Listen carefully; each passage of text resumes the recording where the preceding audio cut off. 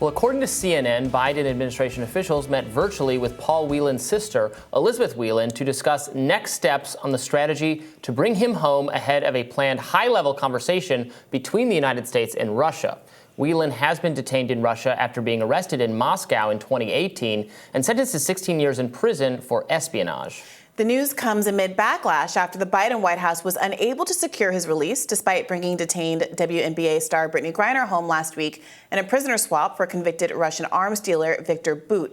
Let's listen to National Security Advisor Jake Sullivan answering Real Clear Politics reporter Philip Wegman's question about the trade the United States made with Russia to free Griner. I'm curious, does the administration consider Viktor Bout to be a terrorist?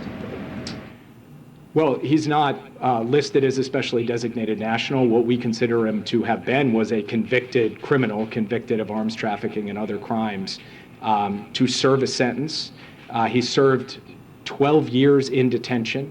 He was set to be released in 2029. And of course, before we make any determination about whether to send somebody back as part of a deal to get an American home, we make a determination about the national security implications of that. We did that assessment in this case. We believe we can manage those challenges, but we will remain constantly vigilant against any threat that Viktor Bout may pose to Americans, to the United States going forward. We also would just point out that there is no shortage of arms traffickers and mercenaries in Russia who pose challenges and threats to the international order, to the United States and otherwise, and we are vigilant about that as well, which is why we have built, alongside our allies and partners, such a robust policy in dealing with the threats posed by Russia. Joining us now to discuss is former Special Assistant to President Biden and former Press Secretary to First Lady Jill Biden, Michael LaRosa, and founder of Red Renaissance PAC and radio talk show host, Kimberly Klacik. Welcome to you both.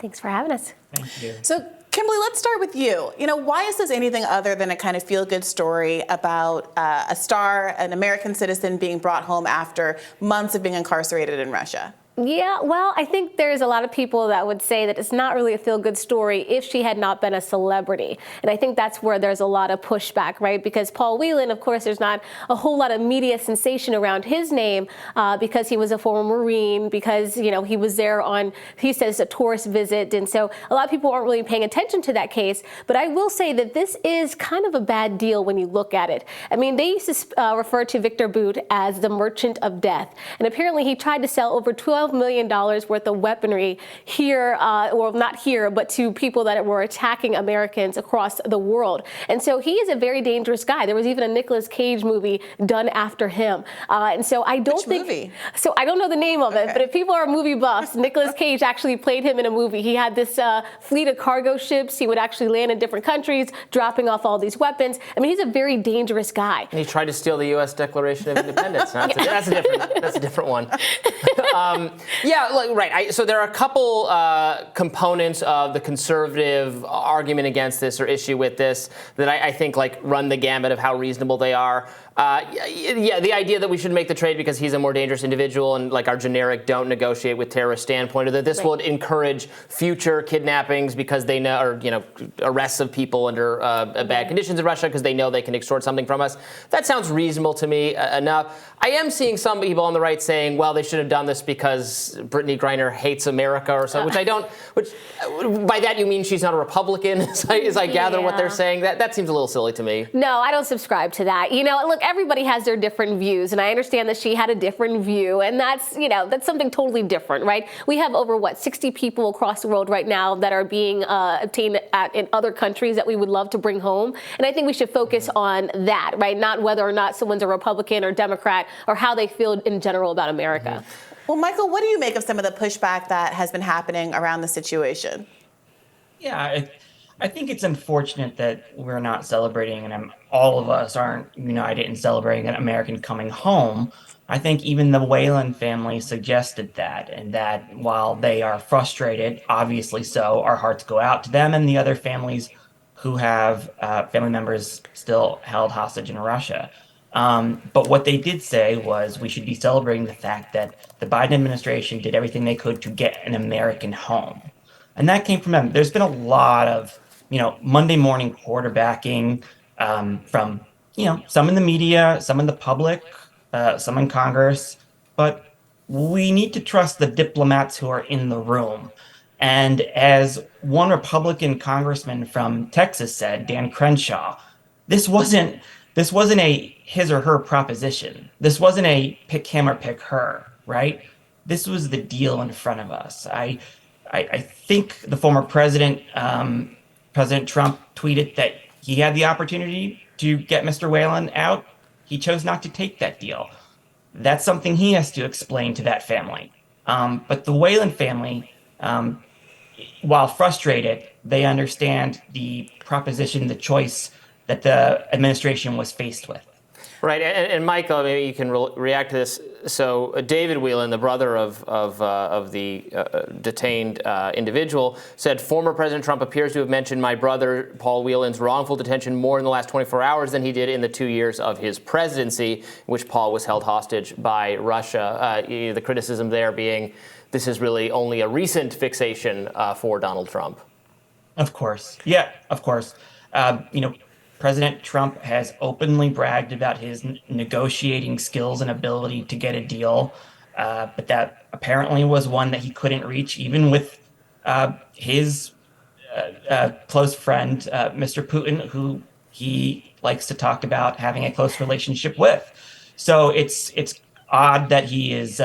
It's not odd, given the former president's tendency to weigh in on events, but I kind of agree with Mr. Whelan's brother that even when Mr. Whelan was asking the former president to even tweet to get him released, that not a finger was lifted and not a peep was said.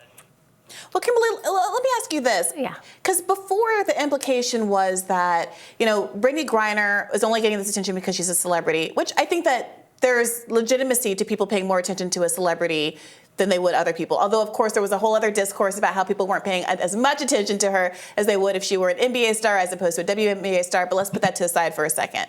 The implication is that she is not actually, it's not an even trade given who Victor Bout is and how dangerous he is.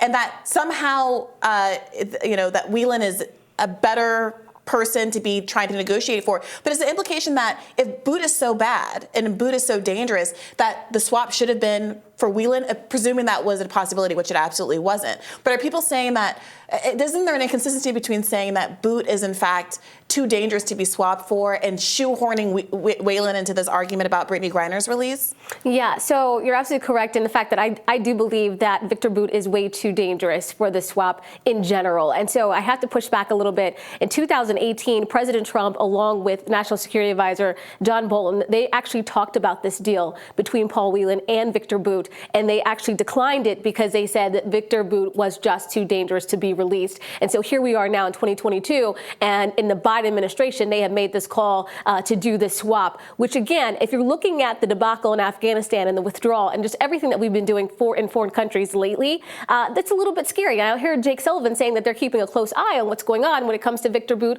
and others that are threats to America. But look, I don't feel so safe as it is. And so I don't understand why we made this call. President Trump has spoken about Paul Whelan in the past, but again, they did not feel that this was a good deal in 2018, and I have to agree.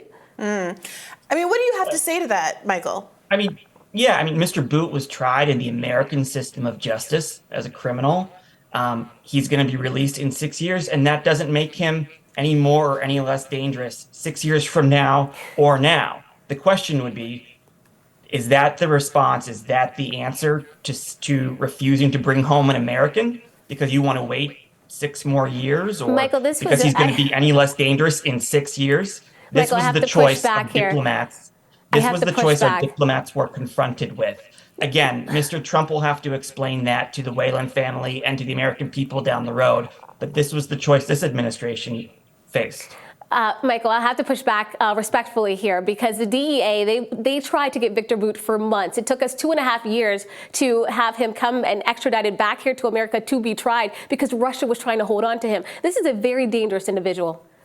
But he was tried in the American system of justice, and his time was running out in 6 years. So should we still refuse to bring an American home?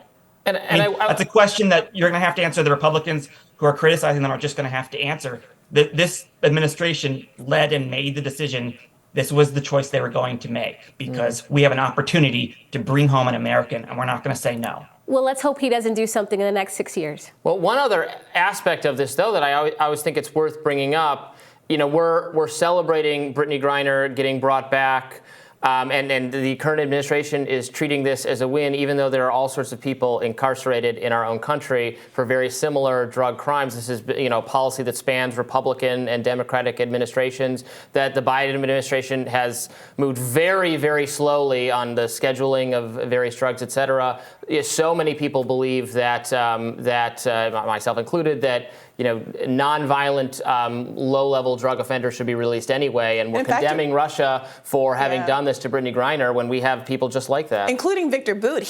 I saw him do an interview where he was remarking on the racial composition of our criminal justice system and the injustices that he observed. Of course, there are political reasons to want to draw attention to that from his perspective, but it doesn't make them any less true. Well, Kimberly, Michael, thank you both so much for joining us today. Thank you. Thank you. And we'll have more Rising right after this.